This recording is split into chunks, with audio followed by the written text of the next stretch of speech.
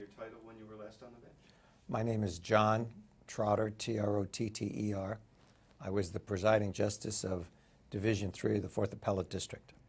Great. And what are you doing now? Now I'm engaged in alternative dispute resolution, working as a mediator and an arbitrator with an organization called Judicial Arbitration and Mediation Services. Excellent. I am all ready, Justice O'Leary, whenever you'd like to start. And just try to ignore the camera. You Sure. don't have to avoid it. But Good. talk to Justice O'Leary. Okay. I'm Kathleen O'Leary, a Justice of the 4th District Court of Appeal, Division III in Santa Ana, and I had the pleasure this morning of chatting with Justice John K. Trotter, a founding member, in fact, the founding presiding justice of the Santa Ana Court of Appeal. Justice Trotter, I can call you Justice Trotter, or I can call you Jack. I think Jack would be better. Okay, and you can call me KO, because All I right. think that's how we've always called each I other. was going to say that's how we know each other. Right. We're going to start with a little biographical information, and I know about your family, but there are lots of people out there that don't. So can you tell us a little bit about your family?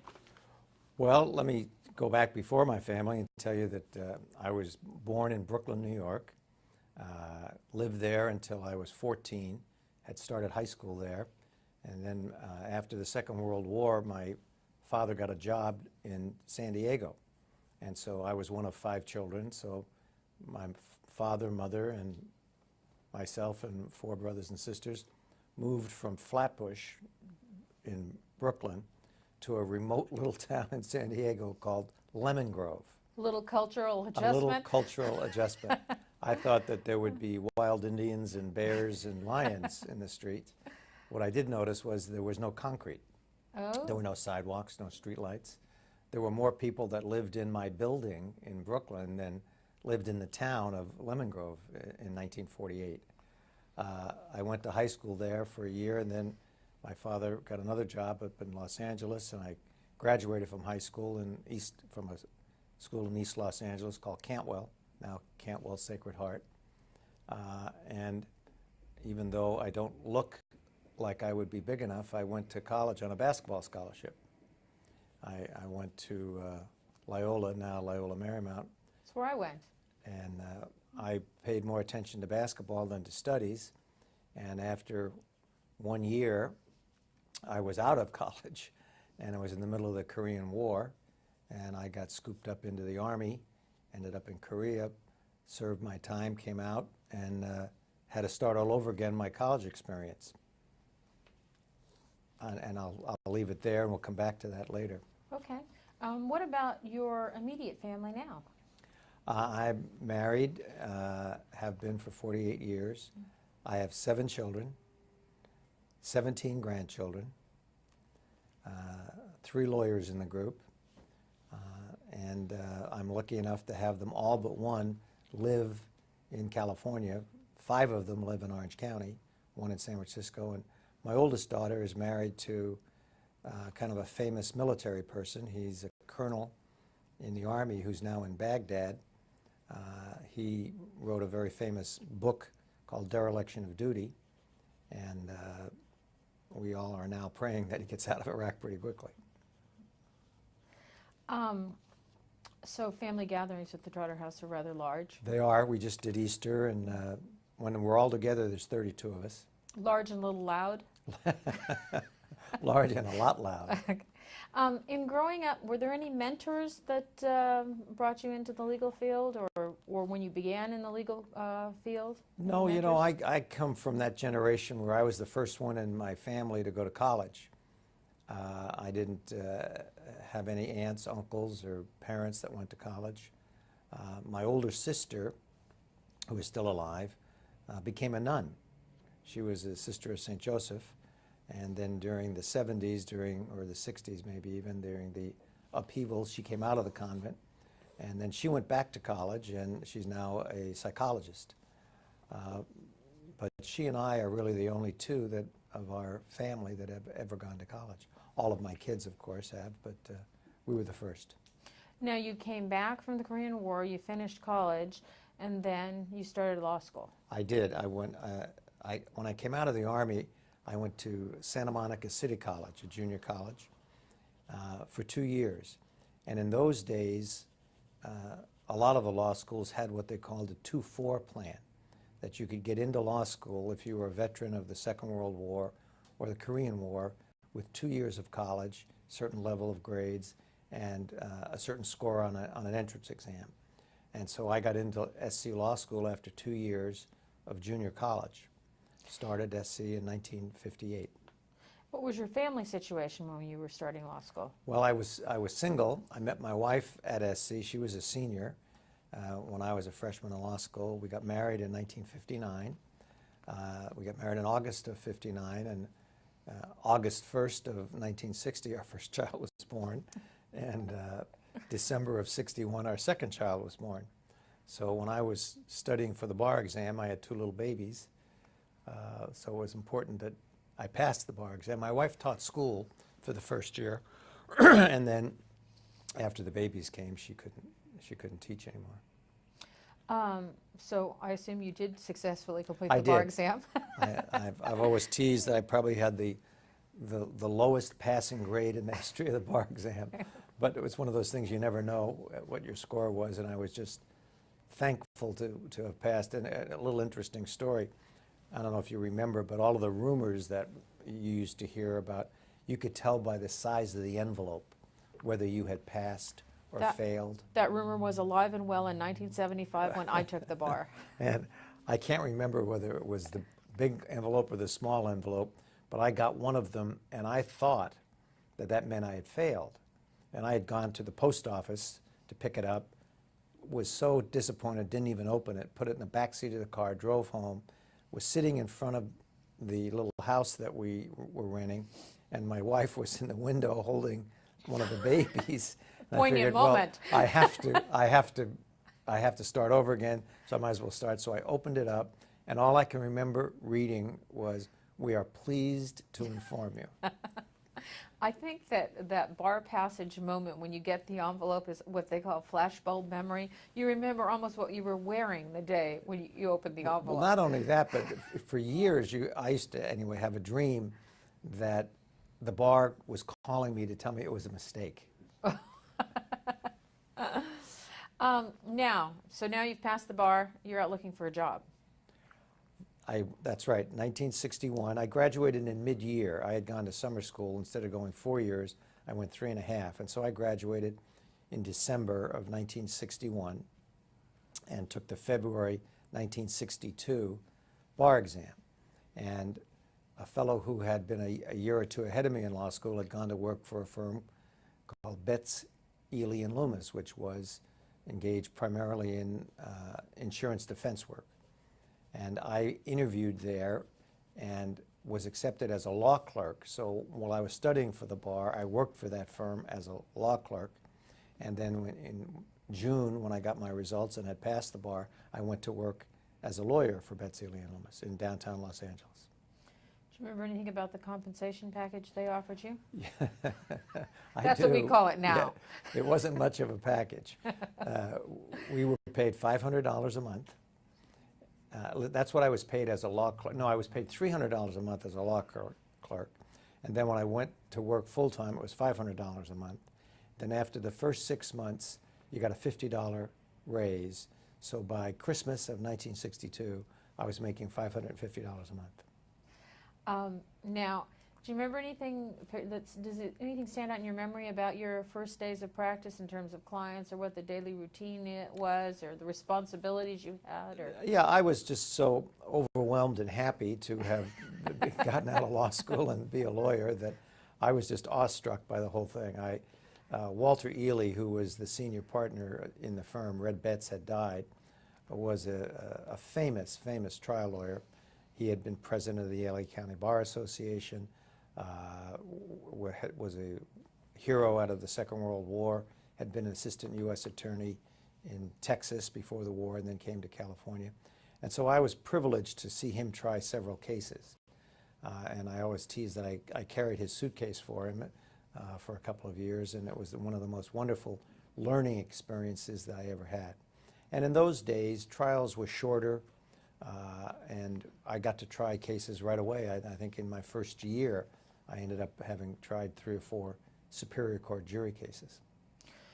You are regarded in Orange County as having been an extraordinary trial lawyer, and you certainly Thank you. enjoy that reputation. And so, do you think, I mean, was there something about trials that you just, because you end up on the Court of Appeal? I mean, are you a people person? Are you, what was it about trials that you thought was interesting? Yeah, it was just the dynamic, the ability to contest, to be, there's a competition there, and there's a chance to make sure that the people made the right decision, and you had the direct responsibility of making that happen, making sure that your client was heard and was believed. And if you believed in your client, you had to transfer that to the jury, and it was a real challenge, and I loved it.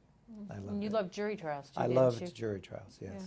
You didn't, not too many jury waivers on those cases? No, never tried a case without a jury. You like chatting with those jurors. Anything else about your career as a lawyer before we move on to your career as a judge? No, I was very lucky. I had a very satisfying career. I left Betts, Aley & Loomis in 1967 and started my own firm. And I was lucky enough to have very, very competent lawyers with me. And we were successful, not all the time, but most of the time. And I thoroughly enjoyed it. I enjoyed the give and take with other lawyers. I enjoyed the interaction with the court. I enjoyed trying jury trials. I thought that I was totally fulfilled in doing that. Did the lawyers in your family ever say, so Dad, what do you think about this argument? Or is this a good way to get this information out? Or I have a funny story about my son Michael, who's a lawyer, who started doing the same thing I did. He now has a firm that represents healthcare doctors and hospitals. And it just so happened that he was on a case and he came in front of me here at JAMS as a mediator. And obviously I told everybody, and everybody knew that he was my son, and he was here, and we were going through the mediation, and he was taking a position, and the other lawyer said, well, you know, Michael, why don't you listen to your dad? and Michael said, well, I haven't for 35 years, why would I start now? that's quite a tribute to you that the other side thought it was just fine that you would conduct the mediation. Where did you begin your judicial career? I was on the Orange County Superior Court. I went on in 1979, February of 1979. And then from the Orange County Superior Court, what was your next one? I was elevated to the role of Associate Justice on the second district, the second division of the 4th Appellate District in San Bernardino. And why wouldn't you have been appointed to the Santa Ana Court where you Well, the ended Santa up? Ana Court didn't exist. Oh, in that's those right. days. There was no court. There was that was in the late 70s and early 80s when Orange County had a phenomenal growth spurt during the 60s and 70s, and there was a lot of clamor for a new court, but it hadn't quite happened. And there's a real interesting historical basis for the court and how it started and why it didn't start sooner, but I don't know if you want to get into that. But when I was in San Bernardino, a bill had been passed in the legislature that authorized the creation of a new division, Division 3 of the 4th Appellate District. And that was based, I think, in part on the number of cases that were being generated from the Orange County Superior Court. The Orange County Superior Court generated more cases than either the San Diego, which is the Division 1, or San Bernardino, which is Division 2. Either one of those counties generated. Orange County had more, but it had no court. And the cases were split between San Diego and San Bernardino. Most of them went to San Bernardino. We had in 1982, a Republican governor, but a democratically controlled legislature, and a bill had been passed authorizing the creation of a new court, but it was not funded. The court was to sit in the old Orange County Courthouse, which had been out of use for 20 plus years, or at least 15, and that they would raise private donations to finance the court. Well, a lawsuit was filed, and it was held to be unconstitutional. You can't use private funds to support a public institution. Case went on appeal. And by a 4-3 decision, it was reversed. The court was allowed to exist under that statute, and the legislature immediately passed a funding bill to support it. So by, I think it was November of 1983, the court finally came into existence after a very tortured beginning, and then the third division was created and appointments were made to it. My recollection is that when the court was created in Santa Ana, there were certain time constraints. You had to work sort of fast to get the court up and running. It was. I would advise the powers that be to never do it this way again. When we came into existence in December of 1983, I had been an associate justice on the Court of Appeal in San Bernardino for 8 months. I was appointed the presiding justice of the new court, and 3 trial court judges, Sheila Sonnenschein, Ed Wallen, and Tom Crosby, were appointed associate justices. They were all young. Sheila was still in her 30s. Tom and Ed were about 40. I was the gray beard at 48, 47. And between the 4 of us, we had 8 months of experience, and that was all mine, on the Court of Appeal. So when we came together, we didn't know what a Court of Appeal was like. In the usual situation, as I'm sure you, Ko, remember, when you got appointed to a court that by then was established. There were some senior people on the court who had written many opinions. And I had the benefit of Tom Crosby. I mean, I worked with Tom Crosby, Yeah. and so I really had somebody to show me the ropes. he was terrific, and we'll talk about Tom in a minute. But our court started out with absolutely no supervision, no guiding hand, no senior person other than myself who had 8 months of experience. And in addition to that, we had no courthouse, we had no chambers, we had no staff, and we had a backlog of cases because when the original bill had been passed before it had been found unconstitutional, San Bernardino and San Diego had returned all of the Orange County originated cases to this new division. And so when we started, I can't remember the numbers, but we had a full backlog of cases, and we had nowhere to hear them, no staff to help us organize them. We didn't have a clerk of the court. And so the first few months were chaotic. We started right away. One of the best memories I have is the first day that we held court, we did it in my breakfast room. We have a picture at the court of the Trotter's kitchen when you first met, and then you held court in your breakfast room. That's right. We had our first writ conference was held in my breakfast room, and it was Tom Crosby, Ed Wallen, and I going through some writs that had been filed. And writs were our real downfall on that court, because I think what happened was there was such a pent-up desire for people to have access by way of writ to the Court of Appeal locally, rather than having to drive to San Bernardino, that we were inundated with writs. I was one of those lawyers that you dreaded the drive. In criminal, if we had to take a writ, you had to drive all the way to San Bernardino, and sometimes given traffic and the time constraints you were working in, it just isn't feasible to take a writ. Yeah, well, that all changed, and we were inundated with writs, and that lasted for a couple of years until that passed and it got down to some normalcy. But it was a very chaotic beginning, a very rocky beginning. We had no experience in hiring staff. We had no experience in hiring research attorneys, and it took a while for the court to finally get its feet on the ground and get going. We moved into an office building, which was not really suited for a court of appeal, but we did the best we could. And over the years, we kind of hit our stride, but it took a couple of years for that to happen. So you would recommend that before they send a caseload to a court, they make sure they have a roof over their head? And the other thing I would recommend is that it was too hard to take 3 inexperienced justices and a 4th barely experienced justice and put them all together and say, now you're a court, go ahead and do it. I think that the benefit that justices get by going on to an established court and having mentors there, having people there that are experienced in the way of the court, is really the way to do it. As we were talking earlier, Ko, you indicated that after 17 or 18 years on the trial court, you kind of get used to making up your own mind. And the thing you learn on the Court of Appeal is there's a lot of trading that goes on, a lot of sharing of opinions, and having to maybe shade your opinion a little bit to get that second vote. And none of us, other than myself, had that experience. So there was a lot of head bumping in the first little while on our court till we finally figured out our rhythm.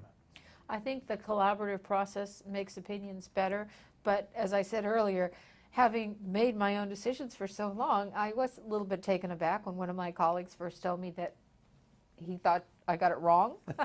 So I do think that it takes a little time to make that transition. Yes, it does. And to be collaborative is something you learn. I don't think you come from the trial court to the Court of Appeal with that knowledge. If you come to an existing system that already has that, and where it already exists, it makes it easier. But we had some rough moments getting over that first couple of years. So you were developing the new culture of the Santa Ana Court, finding a roof for the new Santa Ana Court staff. You really began from the very, very beginning. Anything about particular cases that, while you were there, that you think is noteworthy, either in terms of how you reached the decision, the impact of the decision, the process of, as you said, trading back and forth? You know, if you don't cite this case, I'm pretty comfortable with it, or if you don't publish it, I'll sign it. Yeah, we did some of that, and as time went on and we became grizzled veterans after a couple of years, I think our work product was pretty good.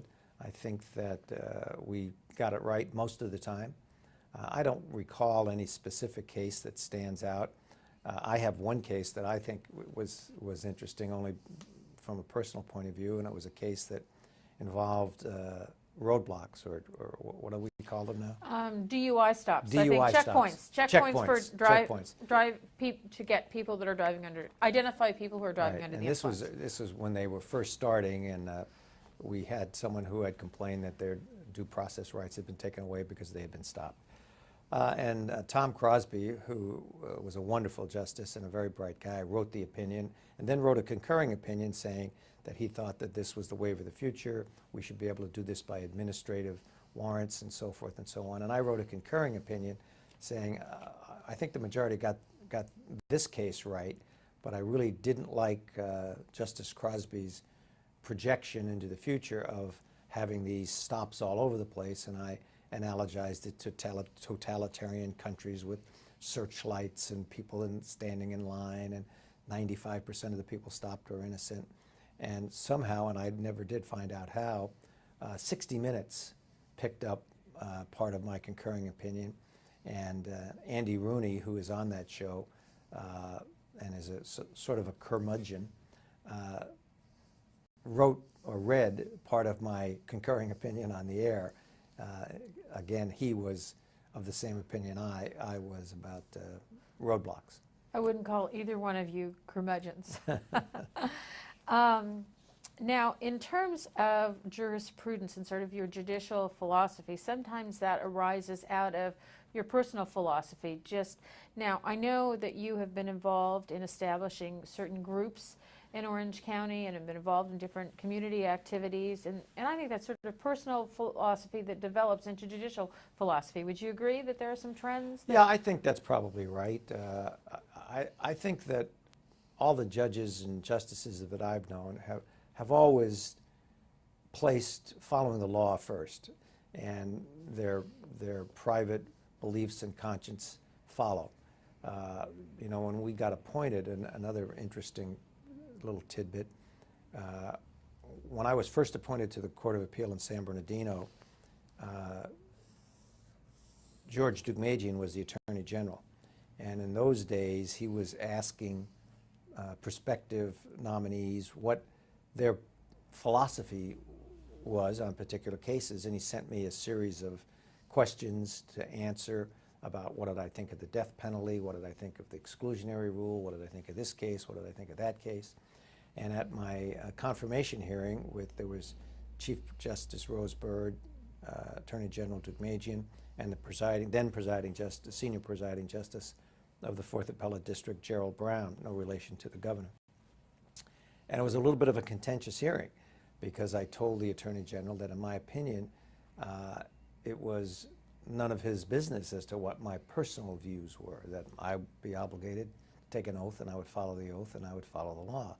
And so he was not happy with that. He wanted to know what I thought, and we went back and forth. And I told him that since he was the only judge at this hearing, that maybe he didn't understand the importance that judges gave to judicial independence and how they were committed to following the law, and whether they believed or didn't believe in the correctness of the law, they were duty-bound to follow it, and I would act in that manner. And he voted against me. So I was the first justice, I think, in the history of the 4th Appellate District to be confirmed by other than unanimously. And Judge Deukmejian didn't have any judicial experience, did he? He did not. He did not. In terms of community involvement, and this bears, I think, a little bit on your at least philosophy of the judicial system. I know you were involved in the Amicus Publico, which is now the Public Law Center, which is the pro bono law firm in Orange County. What was your involvement in the early days with Amicus Publico? In the early days, it was apparent as Orange County grew that there really was a group of citizens who didn't have access to the courts, didn't have access to the same level of justice that everybody else had. And so Sheila Sonnenschein and myself and Warren Ferguson, who was then, I can't remember if he was then on the Ninth Circuit or was a federal judge or on the district court, got together and decided maybe we should do something about that. And we started a group in which we named Amicus Publico. And I can't remember now exactly where we got our funding, but it was all privately raised. We began the concept that lawyers should give time to those that can't afford to pay for a lawyer, that there should be some basis on which these people could reach competent, good lawyers to represent them, even though they couldn't afford it. And that was the concept of Amicus Publico. It was a wonderful organization that grew, as you say, into its present form, and I believe your husband now is the head of that organization. Yes, he thanks you for for beginning this organization, because the Public Law Center now does serve thousands of people in Orange County through volunteer lawyers. And it's all volunteer lawyers, and I remember all of us, the three of us, Sheila and Warren and I, gave many, many talks to legal groups, bar associations, urging lawyers to contribute their time and effort to this, and the lawyers were wonderful. They did, and it was a great success and has grown, I'm sure, with your husband's guidance into the force that it now is. Well, and I think our Chief Justice has taken a real leadership role in encouraging people. So it may have started small, when now we have the Chief Justice addressing new admittees and lawyers every year at the Bar Convention, encouraging them to do just what you encourage lawyers to do, is to give back. We had a set line that we would always close our talks with, and it was as you get older as a lawyer and you look back, the best time that you will have ever spent is the non-billable time, helping others. Now, there have been some other changes, I think, in the practice of law that maybe you might not think are as positive in terms of civility. There were probably, when you were practicing law, some handshake deals, and your word is your bond, and it was before fax machines and computers and all that. And emails. So, and emails. There were no confirming emails. That's so, right. What was... Yeah, the practice was different. And when I came to Orange County in 1964, there were 16 Superior Court judges. And law in motion for the county was heard on Thursday afternoons. There are 109 judges in Superior Court now, and almost another 50 commissioners. See, so the intimacy that we had, I think, really caused or allowed us to be friendlier, to know one another better, because we were going to see each other all the time. And it promoted a bond of camaraderie and that I don't think exists. But I think another reason for the lack of civility is, at least on the civil side, is discovery. Discovery, the statute I think was passed in 1956, and as a young, it could have been 58, but it was barely in existence when I started practicing, and there weren't as many depositions and interrogatories and those kind of things. And today, most litigation is done in discovery, not in the courtroom. And you have younger lawyers that are usually assigned to discovery issues, and this is their only chance to be the gladiator, to win. They do the discovery and then report back to the senior person on whether they were successful in getting the other side to answer that interrogatory more fully. And so those disputes become full-fledged battles. And that, I think, is one of the causes for the lack of civility, is the intensity of the discovery battles. And it leaves scars and causes lots of problems. But I think there's been a great deal of attention paid to the lack of civility, and hopefully that's changing, that the tide is swinging. I don't see it because of what I do now. I don't see those disputes, but I'm hoping that they've mellowed and they're not as acrimonious as they used to be. We are sometimes frustrated at the briefs we receive because sometimes they're not pounding on the law, they're pounding on their opponent, and there are sometimes remarks that I think should be regrettable about opposing counsel and about a trial judge. Did you see those at all when you were on the bench? I'm sure we did, but I don't remember any, so if it did exist, it was the exception rather than the rule. Okay.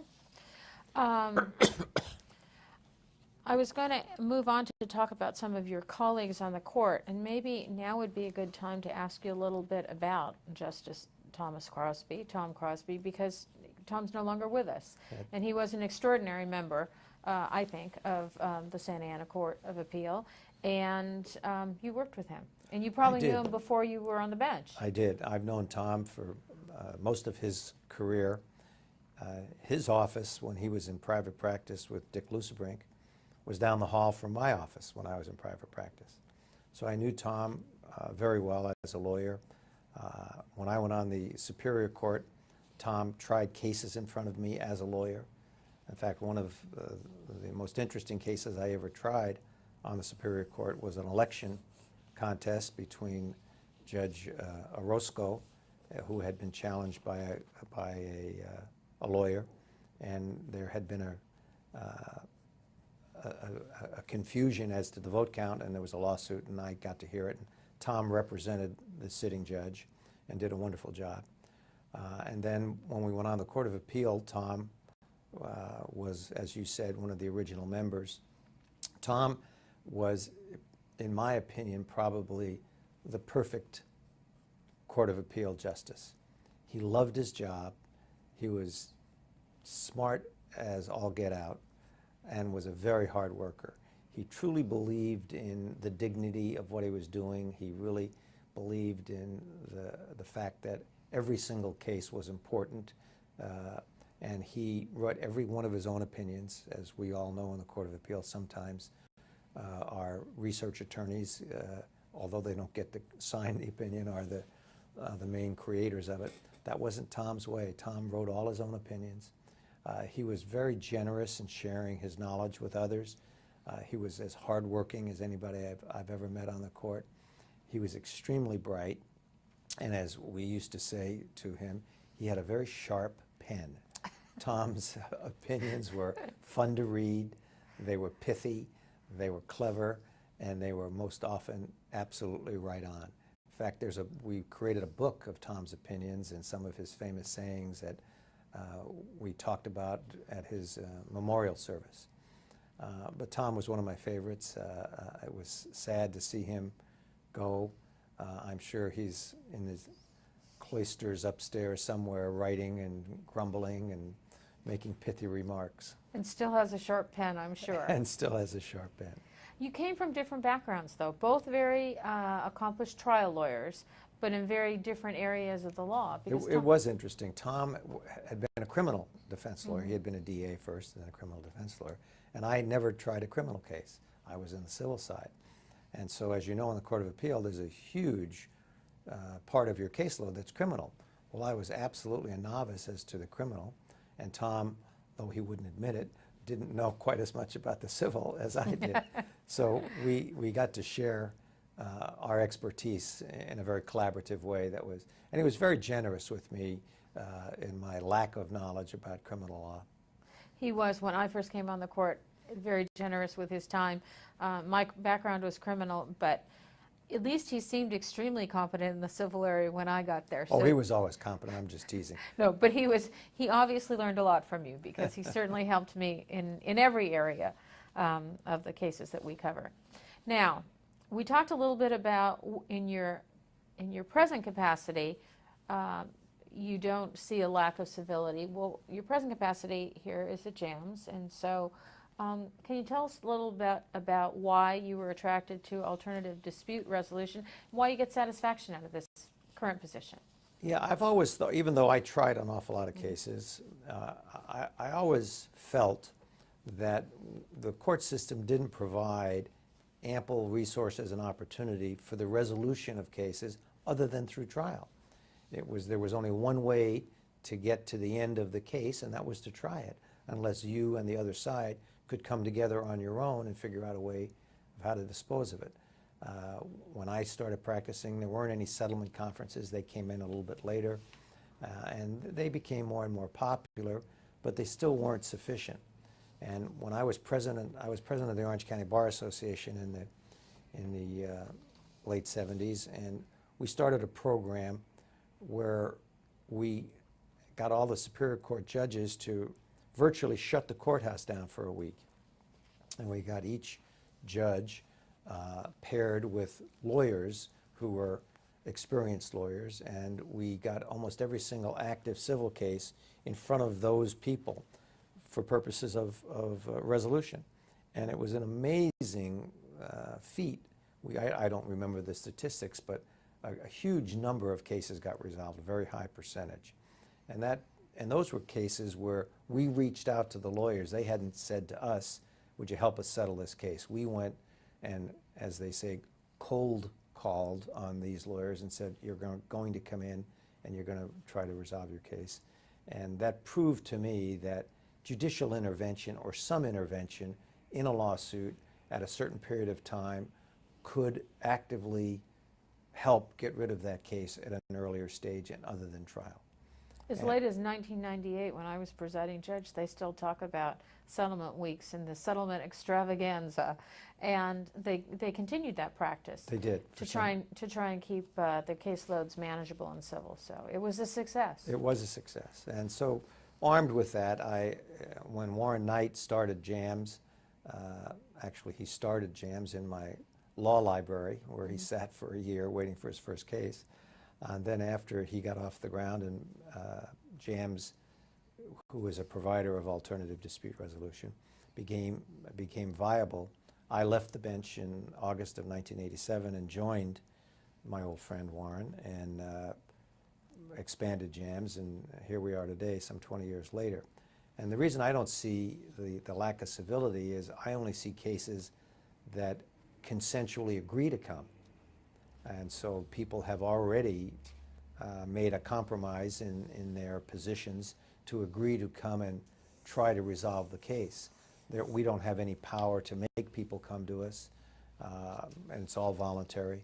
I don't do any of what would be called judicial work. I don't do any reference work or anything like that. I do almost entirely mediations. I do an arbitration every now and then.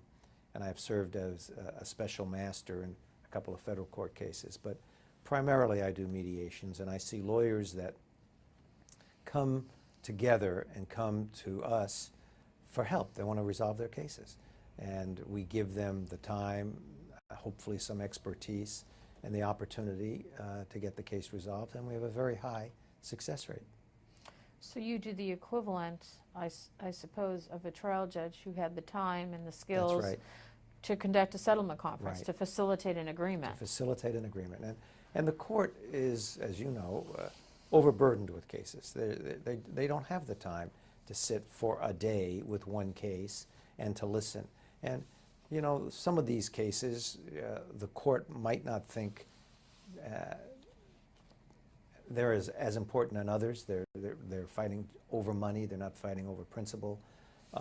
But to the parties, to the litigants, this is their judicial experience. This is the only time most of them have ever been in a courtroom. And so it's important that they get satisfaction. And I think we help deliver that satisfaction and help the litigants have a successful experience in the judicial system, in the court system, even though they're in our offices when they conclude the case. You indicated that you didn't know if discovery, when cases are more protracted now because of this discovery practices. Also, trials are longer. They're much longer. They're much longer. The average case, I don't know how long it is now, a couple of weeks. And the cost of that is significantly higher than when I was a lawyer trying 3 or 4 day cases. The cost of discovery, the length of trial, all of those things make the transactional costs of litigation exceedingly high, and it takes a whole segment of the populace out of the ability to afford that. I know that jurors were always looking for the 2 day cases when I was presiding judge. I couldn't find too many 2 cases in any 2 day cases in any area, and certainly not in civil with so many experts being called as well. Any other changes you've seen in the practice of law or how the courts are operating today as opposed to when you were either a lawyer or as a judge on the court or a justice on the Court of Appeal? No, I think the biggest change has been the advent and the adoption by the legal community of alternative dispute resolution. I don't think there are many large cases, large in terms of length of time, things involved, whether they be money or principle, that go to trial without having gone through some type of an alternative dispute resolution process first. In terms of society's attitudes towards lawyers, judges, the judicial system, do you think that's changed? You said when you first passed the bar you were just so excited about your first job and so excited about being a lawyer, and do you think lawyers had a different position in society or judges had a different position? Yeah, that's an interesting question. You know, I don't know. I think judges are still held in high esteem. I don't think that's changed.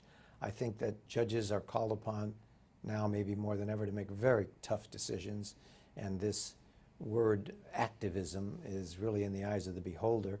People that like the decision don't think it's judicial activism. The people that don't like it think it is judicial activism, and really all it is a judge doing his or her job. So that gets politicized depending on your view of the result. I think lawyers maybe have hurt themselves in society's eyes by some of the things that have happened. I think large fees are not very popular with the populace. Class actions have somehow tarnished, at least in some people's eyes, the nobility of the profession. And so, and lawyers are the scapegoats for a lot of pundits' views of what's wrong with society. The cases that you know, people always talk about the hot coffee case at McDonald's. People always make fun of that. But by and large, the role of lawyers and judges in society, I think, is still a noble one, and they do, on the whole, a very good job. We talked about this before we started the interview, that yesterday I was at Cecil Hicks's funeral, a renowned district attorney here in Orange County and a member of the Superior Court, retired. And his son said one of the pieces of advice he received from his dad was, and call, when he became a new district attorney, occasionally call a judge by their first name. It keeps them humble. And yet I remember Cecil Hicks. I was on the bench a couple years while he was district attorney. I don't ever remember him calling me by my first name. Do you think that with some judges, they lose the aspect of humility or public service? Do you think being a judge is public service? Oh, I think it absolutely is. I think judges forego a lot to be a judge, not just in financially, which is certainly a big factor. I bet it was for you. It was, yes, it was. But they give up a lot of their freedom, their freedom of association, their ability to do things that when they were lawyers they were free to do, they can't do when they're judges, just to avoid the appearance of conflict. And so it's hard to be a judge. It takes a devoted person. But are there some that allow the robe to go to their head? Probably, but they're in the minority, and they have to put up with their peers who probably are aware of that tendency. And so the great number and the great majority of our judges are wonderful, caring, hardworking public servants that don't get enough credit. You also, I think in the early days, were part of the ABOTA, the association. I was.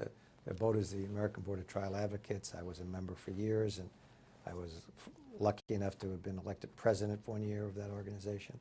It's still a very viable organization. My son belongs to it. It's an organization of trial lawyers that promote the preservation of the jury trial, but they also promote camaraderie and civility among lawyers, which is a very important thing.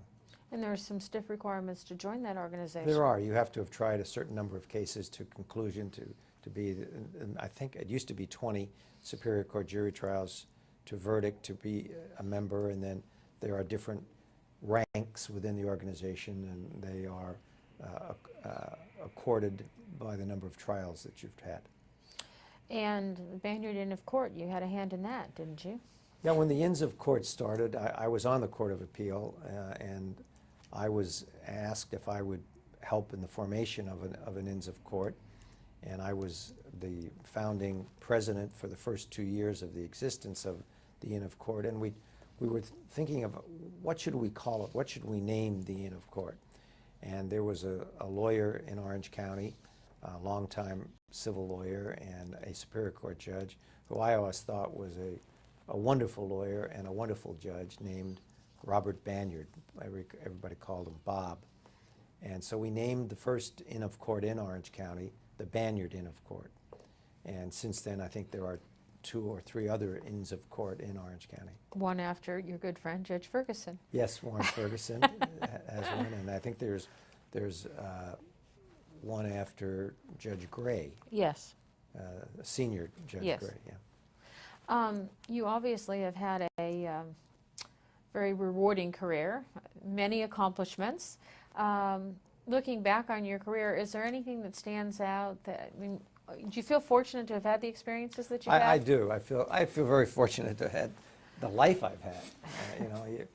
Life is a lot of luck, and I think it's important that I was lucky to find my wife, and Catherine. who I've been married to for 48 years, and our children have all, knock wood, turned out to be wonderful human beings, and their children are terrific young kids. And so I've been very, very fortunate in that. I was lucky enough to have some success as a lawyer, to be selected by the governor to be on the court, and then to have a very rewarding experience in my last career as alternative dispute resolution. It's very gratifying, to me anyway, to have people come to resolve a dispute in a civil, humane way, to come and sit, and they have terrible differences. And to be able to figure out a way to resolve that, and at the end of the day, after the case is resolved, for everybody to shake your hand and say thank you, as if I had done something where they hadn't really done it themselves. But there's a great sense of accomplishment that you had some, however small, part in getting this group of people to come together in a civilized way to resolve their dispute. It's very, very gratifying. Is there anything that we haven't covered that you want to add? Something, this is the legacy project, so this is a very small piece of your legacy. Obviously, you've made tremendous contributions, and you do have a legacy that will live on many years after you. But is there anything else you'd like to comment on? I can't think of anything, Ko. As I said earlier, I would give advice to the powers that be. The next time you create a court, don't do it out of whole cloth. Make sure that there's some infrastructure make sure that there's some experienced people already on the court to allow the new ones to learn from. That was a very difficult time, and it was, I guess we'll look back fondly at those times, but as we were going through them, it was very hard. It was very hard to figure out how to write a decision when you didn't know. There was no schooling. There was no education.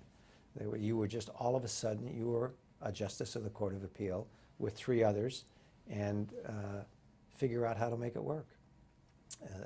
So let's hope that that doesn't happen again. I think we're doing a little bit better job in terms of appellate education now. And I think that's very important. I think judicial education, and I know that this was hotly contested. A lot of the judges didn't want to have mandatory judicial education.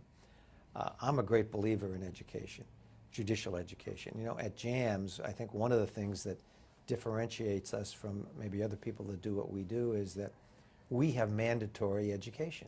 All of our people that come here have to go through our mediation training.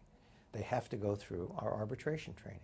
Now, what if someone comes and says, but I'm very experienced, Jack. You know me. I was a judge for 20 years. I was on the Court of Appeal for 7. I went to an excellent law school. I mean, what is there for me to learn, Jack? You are the one that needs it the most.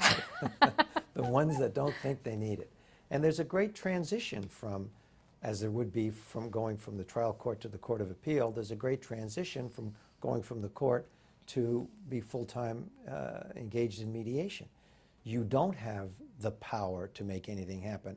I start all of my mediations by explaining to the people, the lawyers have done it before, but the clients who are in the room have not. I say, this isn't a courtroom, obviously, and I'm a retired judge. I have no power. I can't make you or the other side do anything you don't want to do. I'm here to help you make a decision. I'm not going to make the decision. And that's a learning process that a former judge has to go through, that they can't make the decision. They can't look at the litigants and say, this is how this case should be decided, as you would on the court. And so there is a lot of training, and there's a lot of attitude adjustment that has to go on. Sort of like that collaborative process Right. we need to learn from when we come to the of trial Appeal. court. That's Yeah. exactly right. And so I'm a real firm believer that you know, you can't have too much education. It's a very, very important thing. And I still go to every single training we have, and I've been doing this for 20 years. I've heard literally thousands of mediations. And I have to tell you, every time I go to one of those trainings, there's something there that I didn't know or I pick up that I hadn't heard before. So it's very important. I think there's also a value to having experienced individuals in training classes, because I not only learn from the faculty, I tend to, over a cup of coffee or just chatting during class, learn things from my colleagues. Well, we have, at JAMS, we called it our learning process the JAMS Institute, and our motto is learning from each other. Yeah. And just to take what you've said a step further, it's really important that you hear from other people how they do it and what success they've had and not had. And we all face the same challenges in every case. When you're in a mediation, there's a break point where people are going to pick up their suitcases and go home, and you have to get past that position, and it happens in every case. And there's an impasse, and you have to get past the impasse to get to a resolution. Well, I want to thank you for spending all this time with us this morning, Right. and we will be wrapping up. So, Well, thanks. thank you. Thanks.